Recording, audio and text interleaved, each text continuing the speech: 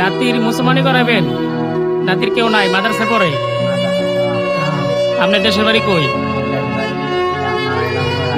বাঙ্গরা, মানে বাঙ্গরা বলতে কি ব্রাহ্মণবাড়িয়া নাকি?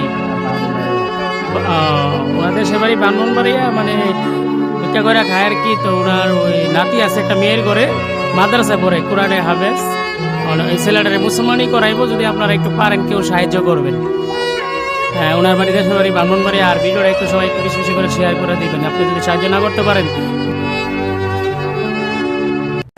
ভিডিওটা একটু শেয়ার করে গেলে যদি কেউ সাহায্য করতে পারে তাহলে মনে করেন উপকার হইব আর কি। লোকটা ওনার এই নাতিটা বড় হয়ে যেতে থাকে, মাদ্রাসা পড়ে, ভিক্ষা করে খায় আর কি, ওনার দেশের বাড়ি ব্রাহ্মণবাড়িয়া।